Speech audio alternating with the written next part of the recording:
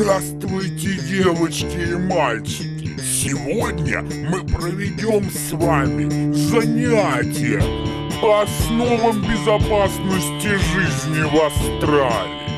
Если вы, прогуливаясь, забредете на какой-нибудь пустырь и найдете там выброшенную кем-то флейту, ни в коем случае не стоит брать ее в рот.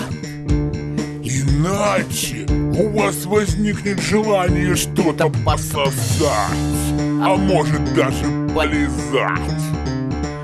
Дальнейшее развитие синдрома астральной флейтистки заставит вас одеться во что-то броское или даже не очень приличное. Захочется чего-нибудь горячительного, а потом хорошенечко закусить. И обязательно в компании бомжа на помойке ваш кот заговорит с вами человеческим голосом. Ну да, погладь своего кота, вот так. А квартирная хозяйка поведет себя странно. Ну, вообще-то я не за деньгами пришла, я по другому поводу. Ты не хочешь развеяться?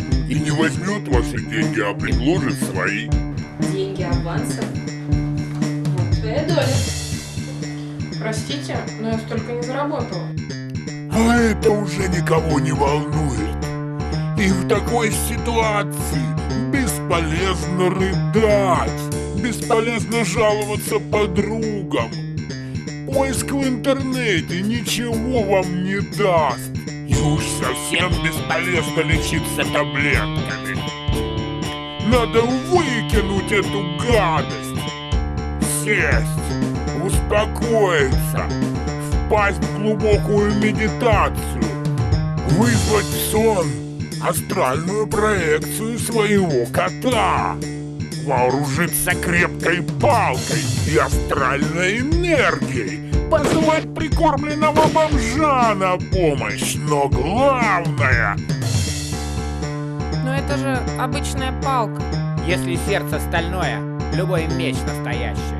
Ой, что это? Палка для швабры, говно за мной убирать? Нет, есть это точно нельзя.